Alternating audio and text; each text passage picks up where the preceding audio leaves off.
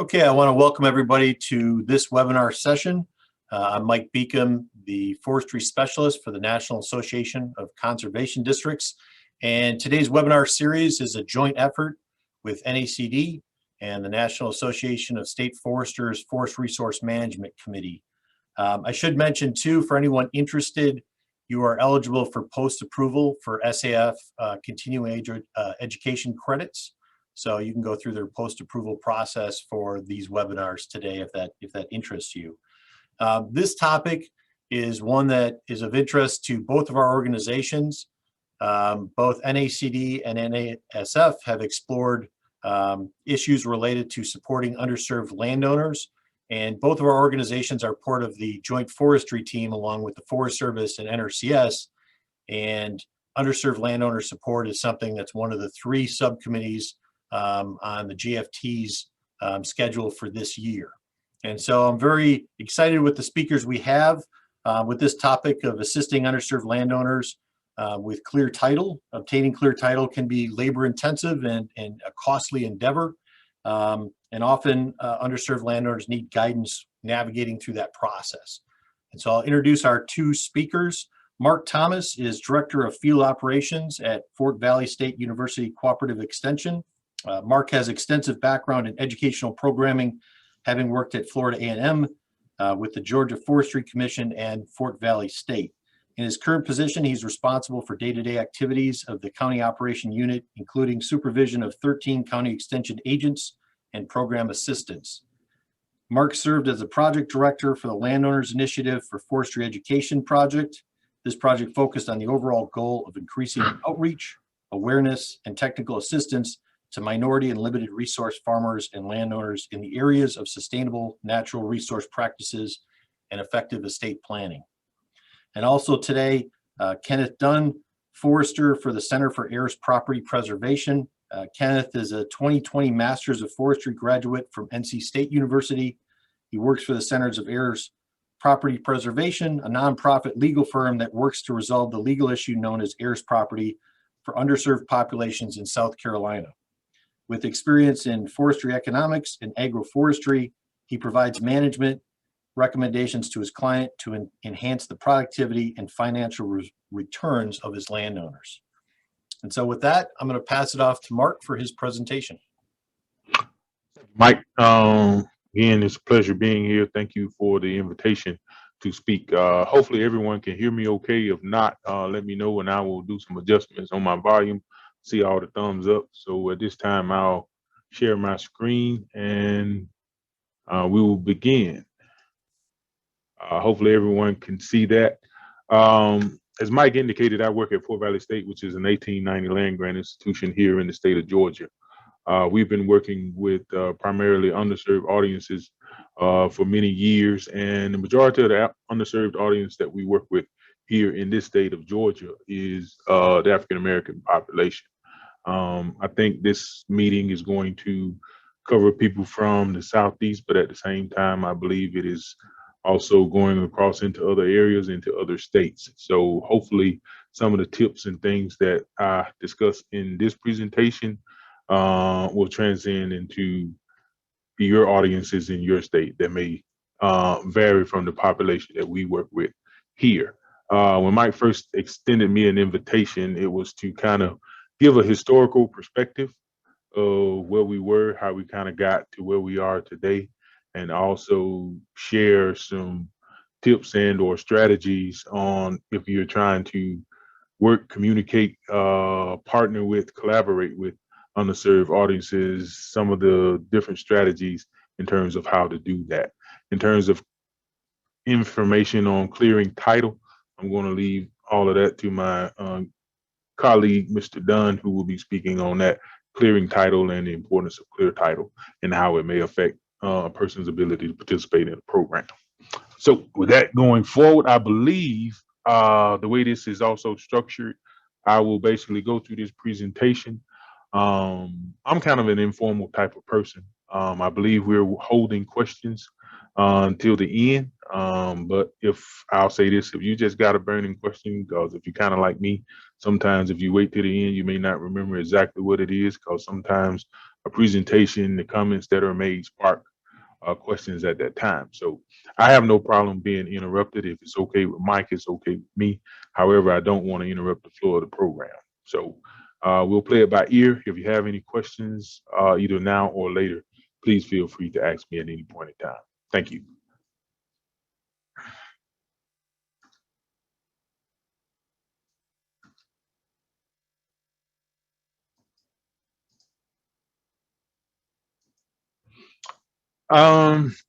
How we got here?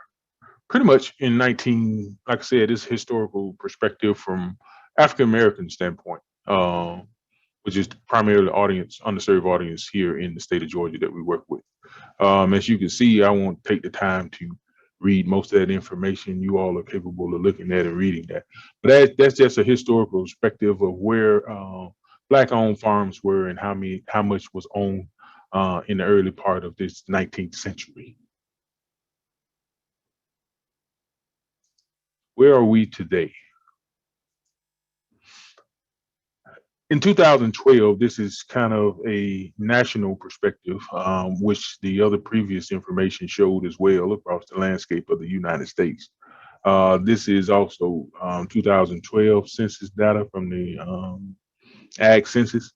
As you can see where we are, if you look here around in this area where my cursor is, drop that 15 million is now down to roughly around, as of 2012, around 4.5 million acres. As you can see, you can look at the difference in farm size, the number of farm operators, and the total number of farms. So it's a very significant drop off in terms of where land ownership was in 1910 as opposed to where it is in 2012 from an African American or Black perspective.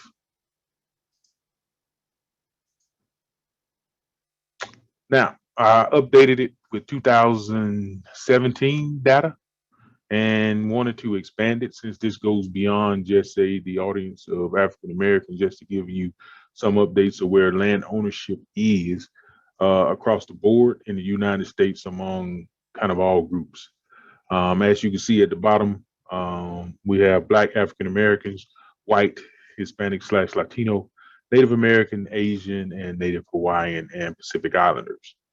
And those are the numbers in terms of where land ownership is. And also you can look at this graph to illustrate where those numbers are. As you can see, the big spike between the other groups, which would pretty much probably be called underserved audiences, as opposed to white land ownership. And like I said, you can apply it to your state as to where you are and the audiences there. But that's where we are from a land holding standpoint in terms of the number of farm producers, number of farms and land in farms from an acre standpoint. Now, when you look at the census data, yeah, I know it talks about farming, and most everybody's interest here is forestry. As you work with, quite frankly, farmers, a lot of the forestry is on farms. Those are some of the largest forestry landowners. So sometimes information isn't necessarily captured from a forestry or a woodland owner standpoint. So from the census data, we use farming as a way of kind of looking at what's out there from a land mass standpoint, and taking into account that, yeah, it is dealing with agriculture, row cropping, fruit and vegetables, and all this other stuff, but it can give you some indication, or use it as an indicator to give you an idea about what's out there in land, and as well, forestry is part of that land owner or that operation.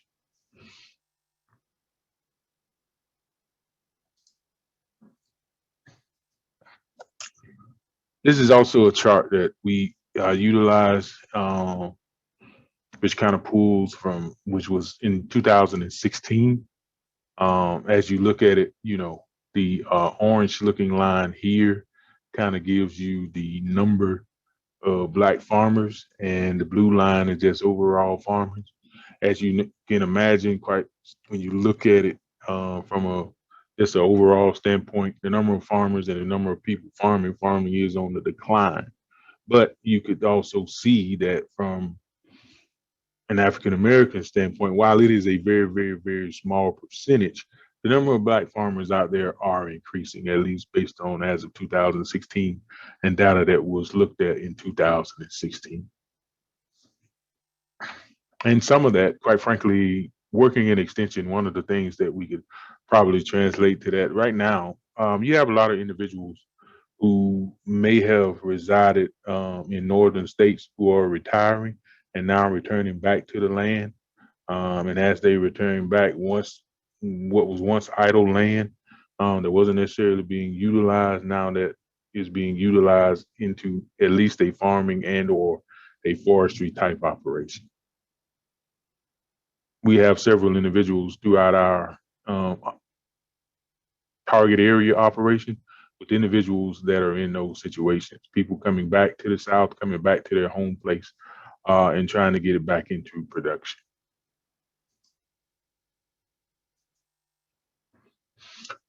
Now, that's kind of the historical perspective of where we were and where we are today and what we're looking at. And in terms of moving forward with this presentation, the next thing I'm going to go over is kind of some goals that individuals may want to set in terms of working with underserved audiences, and a few tips in terms of how to achieve those goals. We don't just want to talk about, what a goal is without having some type of strategy to reach those goals. And these are just some of the things that we've been utilizing here at Fort Valley State, and plus in my 20-some years of experience of working in extension and outreach. First up, one of the things when trying to work with an underserved audience, you want to try to develop some opportunities and activities that may stimulate their interest that's in minority population and their audience.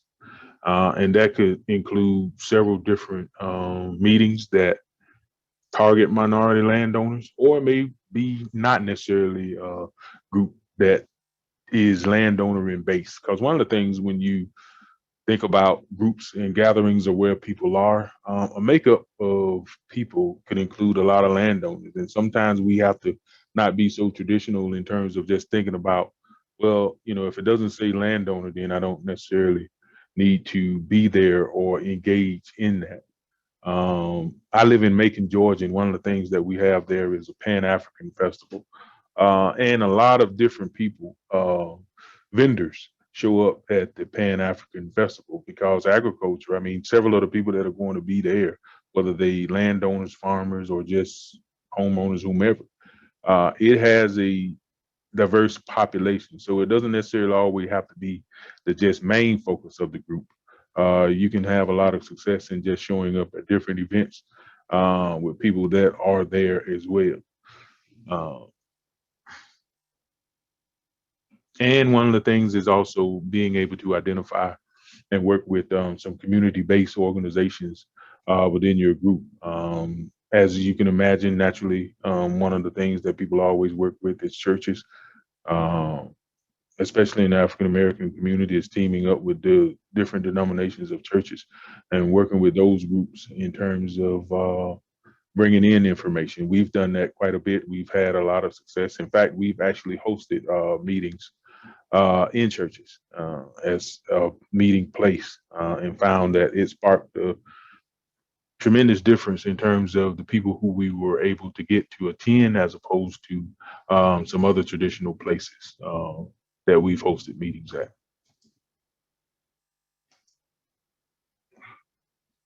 Next, you want to coordinate with other agencies to ensure the information that you have, because we're all out there doing the same thing. And as you know, the group that we are targeting, it isn't different. It's not like USDA work with a different group than we work with. The Georgia Department of Natural Resources work with a different group. Georgia Forestry Commission work with a different group. We're all working with the same individuals. And sometimes, especially in funding, when funding and resources are scarce, it's easier to collaborate. And sometimes it's easier on the people that you're working with. As an individual landowner, even for myself, I would like a collaborated effort of all of these different agencies coming at me, because time sometimes is a precious commodity. and opposed to everybody trying to do something separate, sometimes working together with the same group that have the same interests, especially if you're trying to work with the same audience. You can kill more birds with a limited number of stones, and make it easier all the way around on the people that are providing the program and also on the people that are attending. So it's just a matter of reaching out to your colleagues at other agencies that you know, and honestly, they may have greater success than you. So sometimes it's just a matter of keeping the lines of communication open, developing cross-agency training, kind of knowing what some of these other agencies do. Sometimes we refer people, and sometimes we get referred. We've often had people from you gotten calls from individual landowners from USDA in terms of knowing some of the different things that we do at Fort Valley State in our extension program. And they may be in an area where, because we only cover 30 counties through our program. But sometimes people outside those 30 counties want different assistance, and members who are familiar with who we are and what we do, they refer those individuals to us. So you want to kind of develop some cross training among other agencies and know what they're doing as well, because we're all in this fight together. So,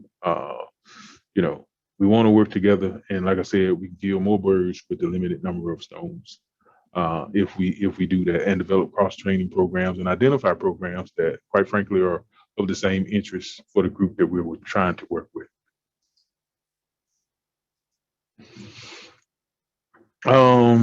This is compiled list of direct mailing campaigns and targeted groups in reach. Now, COVID, I want to interject COVID into this. COVID-19 changed things. As I can imagine it did for you all in terms of you all working. I still see some people probably working from home now as opposed to being in their office. We used to do a lot of direct mailings, but through COVID, now we do a lot through email, quite frankly. And to our surprise, we are getting a greater response through email. We're in the midst of conducting and analyzing a technology survey in terms of the audience that we work with, how many of them are have adapted or adapting to technology to the point that we can communicate more effectively and more efficiently and save some resources to be able to put towards some other things. But direct contact, whether through mail, email, flyers, however, there's no greater tool than just basically reaching out and making sure that those individuals are aware of it. All too often you hear people say, well, I wasn't aware of it. I wasn't aware of it. And sometimes we tend to think that people are aware. And I don't really like, even though word of mouth is good, but I like to also give people stuff in hand to hand to make sure. So databases, whether, like I said, mailing or electronically, should always be kept updated, utilized, up to date to make sure that, you're reaching your intended audience. And sometimes it's just a matter of sharing. The success you have at a workshop, keep those people in mind. Utilize that. You have the opportunity. Even the people that register and don't show up, you can never tell what transpired to stop an individual from coming to a meeting. Life happens, and it happens quickly, and it happens fast.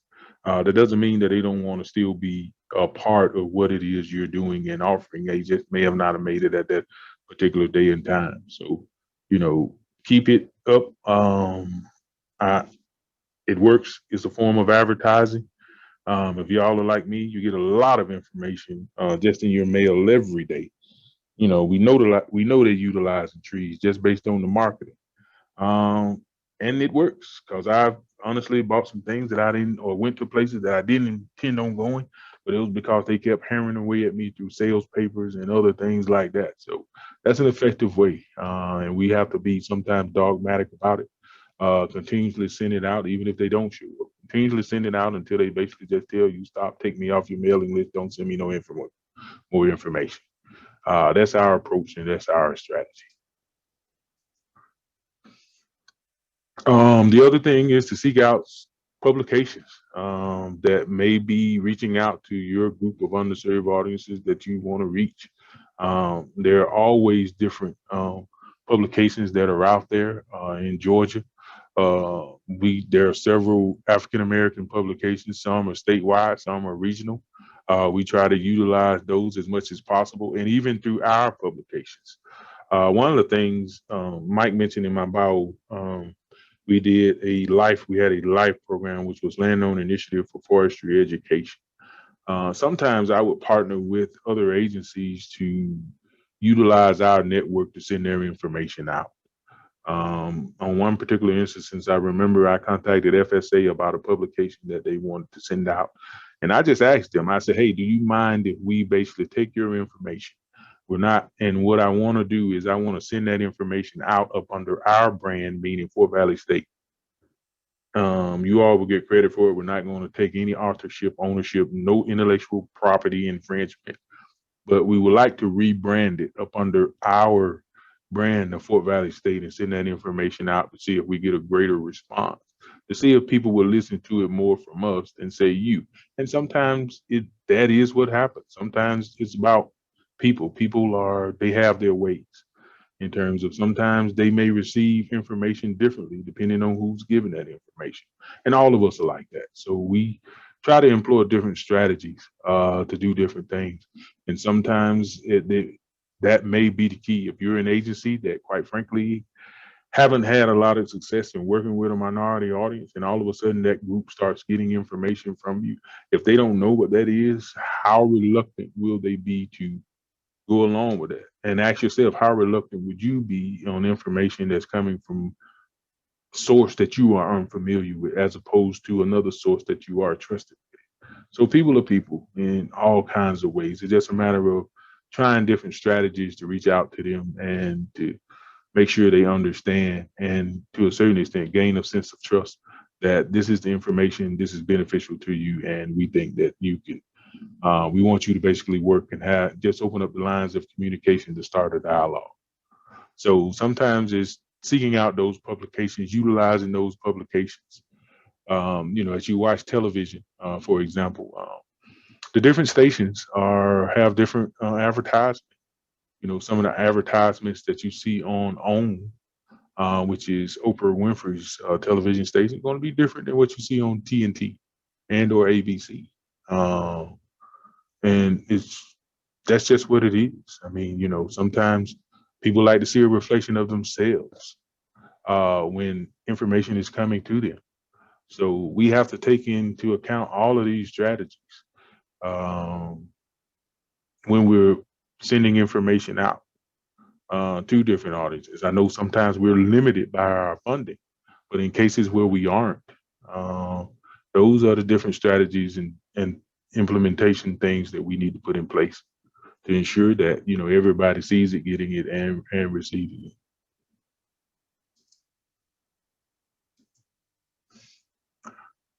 Coordinate information directly with different colleges and universities. Like here in Georgia, like I said, we get a lot of people reaching out to us, but at the same time, we aren't the only university that's out there. We are a land grant institution. However, we have other institutions, at least state universities, Albany State and Savannah State. We have several different private HBCUs here in Georgia, some in Atlanta, some in other cities like Augusta. Those individuals, quite frankly, have people that is the audience that we're trying to work with. I know a lot of individuals, everybody who grew up, quite frankly, in agriculture didn't come to Fort Valley State. A lot of them went to these other institutions. And sometimes when these institutions have gatherings and or things that they're doing, honestly, sometimes it's a matter of reaching out to them and sending information to them and see if they send it out. Because you'll be surprised at the communication and or feedback that you get. Because like I said, the makeup of landowners isn't just one in one particular place or in one particular group. You can take advantage of it wherever you can.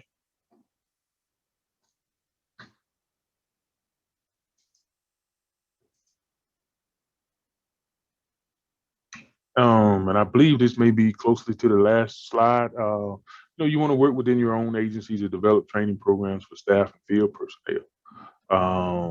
Sometimes those bullets, identifying the diversity within your own program, working with individuals, define what outreach is to people. So they'll know what it is and how to do it and come up with a plan for how to do it. Oftentimes, if you just send somebody out there, then quite frankly, then you have basically, and they're not prepared, then you have planned for failure. Success is gained through planning.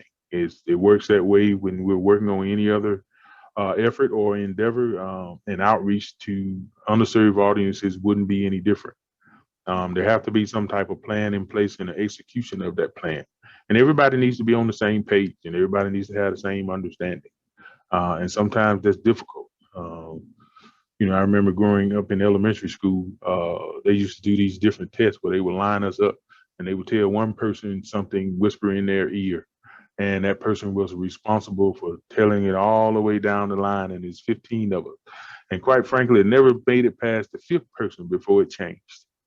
That's the way information is. So sometimes you got to make sure that everybody hearing it as it should be, because sometimes in the translation of information going from one person to the next person to the next person, sometimes things get lost in that translation. So you just want to make sure everybody's on the same page. You want to have meetings about it. You want to develop trainings around it. And most importantly, develop a plan to do it. And look at demographic information to help kind of focus or see where your energy should be put, as opposed to just going in other places where it may not be. Because again, resources are scarce as it relate to just working in general. And this is the last one. Last but not least, because this is always last, right? An evaluation tool. Develop some measures of where you are gaining success and where you're not. One of the things in working with my work at the Forest Commission, we catalog information and data from a demographic standpoint. And one of my responsibilities that I want to incorporate was to always look at that to see where we were at the beginning of a year and at the end of the year to see if we were making strides. And if we were, then we knew we was doing some things right. And if we weren't, then quite frankly, we know we need to change some things. As they say, the definition of insanity is keep doing the same thing and expecting a different result.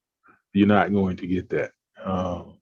If you keep doing the same thing, you're going to get the same result. So use evaluation tools to make adjustments and or not make adjustments. But let your evaluation speak for you in terms of what changes, and develop an evaluation plan to be able to do that. So you can have actual data to make the right decisions about where you are, who you're reaching, and why you're reaching.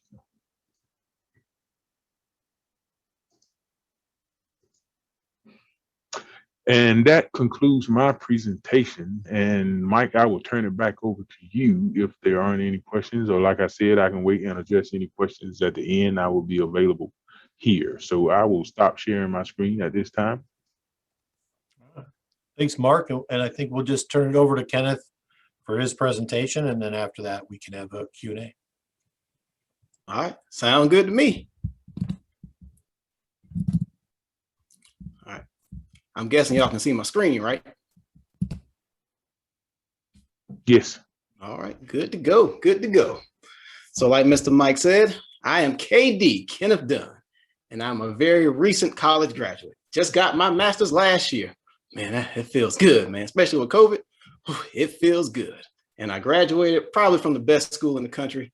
Purple, I don't hurt nobody's feelings, but North Carolina State, I know y'all like that. So yes, sir. Just graduated from North Carolina State University, and I got my degree in forestry, more specifically forestry economics. So when we talk about heirs property, when we talk about this issue of underserved landowners, I see it from the forestry perspective, but also from the economics perspective. So that's basically me in a nutshell. So today we're going to talk about heirs property and the place I actually work at. So I work at the Center for Heirs Property, which is actually a nonprofit legal firm. And we're geared towards clearing the legal issue known as heirs property.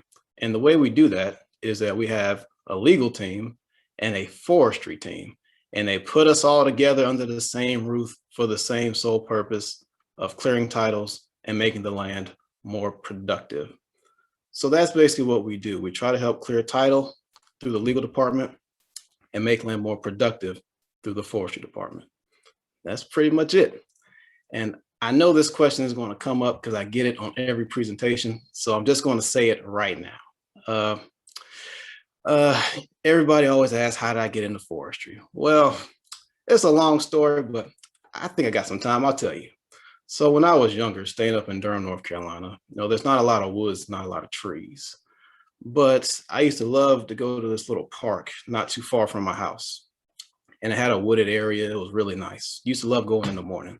And I'd walk through that park in the morning, and I just loved just to watch the sunrise. On one particular morning, I remember walking through this forest, and the sun was coming up. And as I continued to walk, I noticed that the rays of sunlight started to reflect off the leaves. As I continued to walk, it looked like I was walking through a forest of gold. And when I saw the glistening light of that forest, I knew that I wanted to be in forestry, and I knew that land was valuable.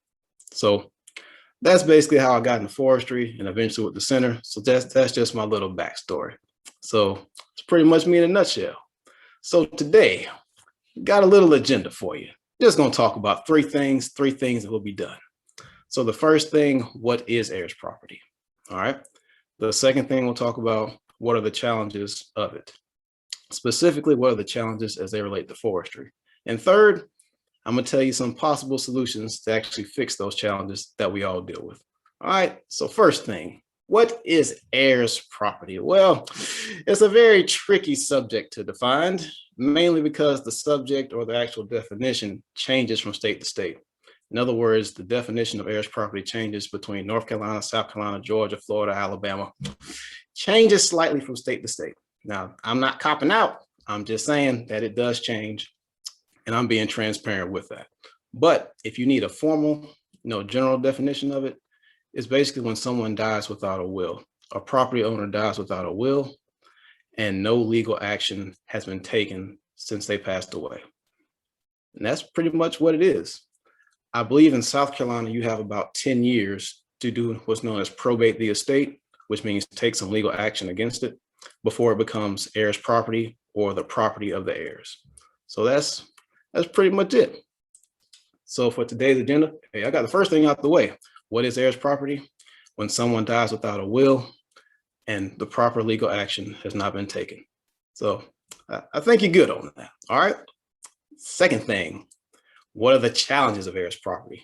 Specifically, what are the challenges as they relate to forestry? Ooh, y'all gonna like this one. I call it the Sinister Seven. These are the 7 most common situations that I find myself in working with heirs property owners, in the timberland, in the forestry business. Y'all ready for this? I think you're gonna like it. First of the Sinister Seven, small acreages. With many of our landowners, they don't possess a lot of land. You may be dealing with 5, 10, 15, 20 acres. Typically, it's not a lot of land, not a lot you can do with it. So that's kind of our first challenge that we kind of go with, people with a little bit of land, but want to be a part of forestry. The second thing we deal with, multiple landowners. It can range, like I said, heirs property is tough because it ranges from so many different, really, landowners. This is perhaps my largest landowner. The King family, 1,600 acres, 400 heirs and counting. So, it is a definite challenge to deal with a family that large and have that many landowners. So that's our second challenge working with heirs property.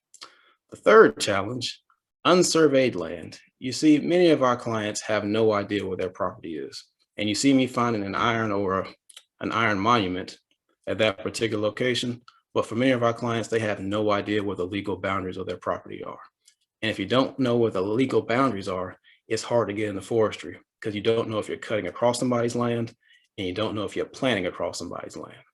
So that's another major challenge that we deal with. The fourth of the Sinister Seven, family disagreements. When you have small acreages, multiple landowners and unsurveyed land, people are going to be at each other's throats, man. I'm telling you, I've seen some very, very bad arguments. I remember one time I went to a family arbitration and everybody showed up armed. I was like, ooh, Lord. Everybody was just strapped.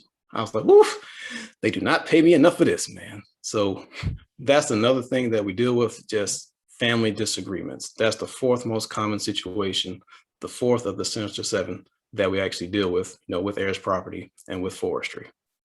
The fifth thing, financial constraints. As Mr. Marc talked about, you deal with a lot of underserved populations, and many of them have a lot of bills, a lot of other obligations that they have financially. So they can't always afford to invest in forestry, but that doesn't take away their desire to actually participate. So that is the fifth thing that we deal with. The sixth of the Sinister Seven is the lack of education. In other words, these people are very well educated, but not so much in forestry. So what you do with that, you try to talk to them, you try to see what they know and what they don't know, and you try to give them all the options that they can so they can make an informed decision for themselves, because it's not really a choice unless you know all your options that are available. All right. Now the seventh of the Sinister Seven is probably the biggest one, is the aspect of trust and betrayal. As Mr. Marc talked about, a lot of these people, they are underserved and they are skeptical of working with some sort of government organization, and that's because they've been cheated in the past. For many of our clients, they've signed some sort of bad contract, be it with a real estate developer, be it with a timber buyer, whoever it was, and they found out that they got cheated. I'm reminded of one particular person. He sold his timber for $600, had about 30 acres. He should have gotten at least $15,000 for it. So you can understand why these people have certain trepidations on trusting and certain trepidations on working with people like myself and with any other government agencies. They have been betrayed and they have trusted other people. So these are the 7 most common challenges as they relate to forestry, as to why it's so difficult to serve these people. So the Sinister Seven basically encompass all the challenges with forestry and with heirs property landowners. All right, so hey, y'all gonna see this a lot. So we had 3 things to talk about. So today's agenda: what is heirs property? When someone dies without a will and proper legal action has not been taken. I think y'all good on that one. The second one: what are the challenges of heirs property? Just remember those Sinister Seven, those small landowners with multiple landowners, also the trust and betrayal, small acreages, unsurveyed land, family conflict, all that. So those are the main challenges of heirs property. All right. Lastly, this is what y'all want to hear right here. What are the solutions to actually dealing with that? So we'll get into that right now. So what are the solutions? I had to think long and hard on this one. And I actually got this inspiration from my mama. So this is coming straight from Mama Dunn. So I'm gonna tell you a story and I'm gonna relate it back to this presentation. So when I was younger, I used to hate eating squash. I mean, I hate it. It's just a terrible vegetable. It's rubbery, it's chewy, it's just a disgusting. I just hate eating it. So my mother, in her immaculate wisdom, she would try to entice me to eat the squash by saying that if you ate it, I'd make you something special, be it an apple pie, cherry pie. And I love pies, cakes, and cookies, man. So she would entice me with some sort of dessert. So as I began to think about that, I began to realize that is kind of the solution to heirs property. Basically what my mother was doing, she was trying to incentivize me to clear my plate. In the same way, that is the start of clearing a title. You have to incentivize them to clear that title in the same way my mother incentivized me to clear my plate. So that is the first step to resolving an heirs property issue. Create that incentive. When you create that incentive, you give people something to look forward to, give people something to smile about. Because what is the point of clearing the title if there's no reward in it? If you're still just paying taxes, why did I eat that squash? So that is the first step into actually clearing the title. The second step is just like my mother, she put an offer on the table saying, hey, I'll get you that apple pie you love so much. And she got me to agree to it. So the second step is after you have that incentive, you get that family agreement, get people talking and get people on the same page.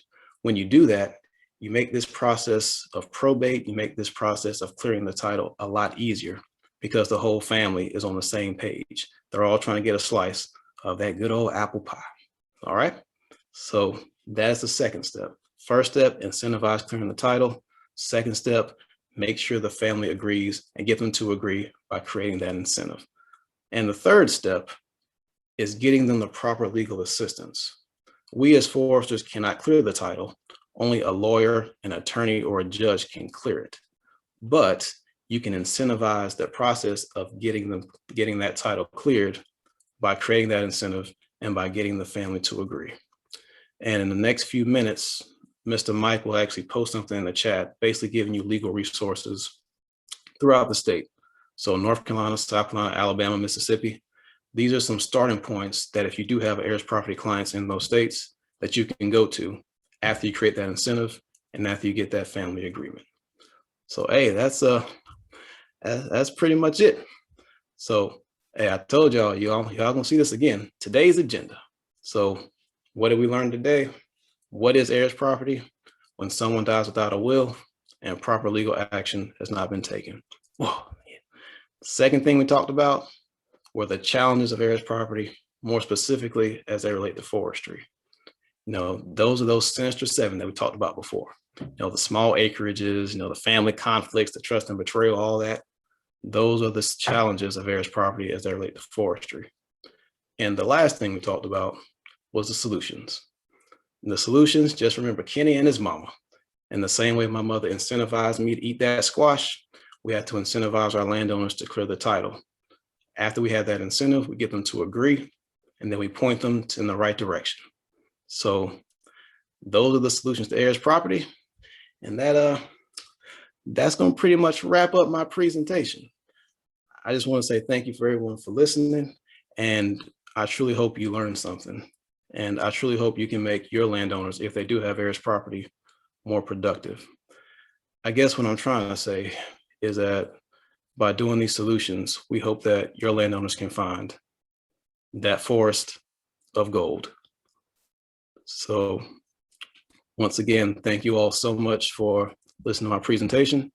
And at this time, I'll hand it back over to Mr. Mike. All right, thanks, Kenneth. Appreciate that. And again, for attendees, if you have questions, you can enter questions in the chat box for either Marc or for Kenneth. And I did enter in some resources that Kenneth provided into that function. Question here from Rachel related to the Sinister Seven, trust and betrayal. What are the best ways to rebuild trust that might have been broken by people who had bad experiences in the past? I would say frequency of contact. A lot of these people are like my grandma. They want you to call every week. When you call or email or keep in contact with these individuals, that allows them to trust you more and more. It takes time, but they really do appreciate a phone call or email just saying, I had you in mind. Do you have any questions? And when you do that, it creates that allocratious relationship that really helps, you know, in dealing with this heirs property issue. Marc, do you have anything to add to that one as far as building or regaining trust? Yeah, I would. One of the things I would add is, quite frankly, transparency, acknowledgement of it. It's not going to go away. People know what have been done to them, you know, and you have to acknowledge that and accept that and own it and move forward and say, you know, these are the things that have happened, but it is a new day. You know, we aren't here are the fundamental things and how we have made change. So you have to be transparent with people. If you're not transparent, quite frankly, I'll say it this way for myself, and I only speak for Marc. But if there can't be acknowledgement of some things that have happened in the past, then why should I look forward to whatever's going to happen in the future? And I think that's everybody on here. Nobody's going to basically believe moving forward if we just totally ignore the problem as if it didn't exist. And sometimes there are some things that, quite frankly, sometimes there are some solutions to what have happened in the past. And sometimes there isn't. And if it isn't, then it's just stated. But I found sometimes just transparency, open and honesty, and acknowledgement of the things that have happened in the past tends to basically open a door and a dialogue. And then I think you can get to that consistency of reaching out and communicating. A question here from Rick. What kinds of incentives help convince property owners to want to go through the process of clear title? I think it varies depending on the property owner, but many of them, they like this carbon credit thing, you know, not cutting my timber down and getting paid for it. Also, things like CSP or EQIP saying that, you know, we'll help you really establish some sort of sustainable practice or help you with cost share and replanting timber. A lot of them just want something to get out of their property. And if you can provide anything to help them, they will be, most of them are pretty receptive to at least trying.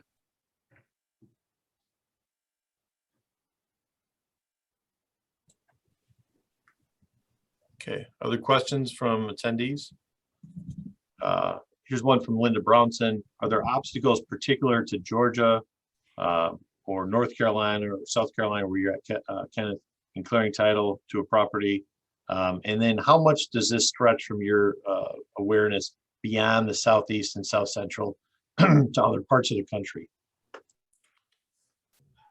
Well, you know, heirs pride is tricky because the idiosyncrasy of it, they vary from state to state, but the general problem is still the same, where basically you have multiple landowners with a little bit of property. You know, they can't decide on what to do. And that's the same in North Carolina, South Carolina, Georgia, Alabama, Florida. The issue is the same. I guess the problem is, you know, the legal term changes. So what's considered heirs property in South Carolina is not really considered heirs property in Georgia. So that gets into some legal, really, I don't even know what you call it, but it makes it difficult to actually sort through the legal aspect of it. But I think the problem is pretty ubiquitous. A question from Thomas Ward. In terms of progress being made in recruiting more Black consulting foresters, Marc, do you have any information on that as far as number of foresters in your either Georgia or your region? I do not. I will say this, it's extremely low. I mean, for those of you that are on here who are working in, we're in Georgia, we're the Georgia Forestry Commission. In some states, it's the division, you know, but here in Georgia, we're since the commission. I worked for the Georgia Forestry Commission in 2002. Like Mr. Dunn here, I don't know, I came from a rural area, but I graduated from here from Fort Valley State with a degree in ag economics, and I went to Southern Illinois University and got a degree in forestry and with a concentration in economics as well. And came back, was working here at Fort Valley and left Fort Valley and went to work for Georgia Forestry Commission. And I did that in 2002. And I was the first African-American hired by the Georgia Forestry Commission in 2002 with a degree in forestry. And since then, I know while I was there during my tenure, I stayed there 6 years, there was maybe one other individual who was majored in, who came from Alabama A&M. One of the things is in agriculture, quite frankly, if you look across, and I'm gonna take the long way around, in agriculture, there are like 1890 institutions. There are only two 1890 institutions with degrees in forestry that I'm aware of. Tuskegee, which focuses on urban forestry, and Alabama A&M. When you look at agriculture and you look at the number of African Americans that work in agriculture, whether USDA and other state agencies around the world, a large percentage of those individuals came from 1890 institutions. But when you look at forestry, there are only two that offer some program in the area of forestry.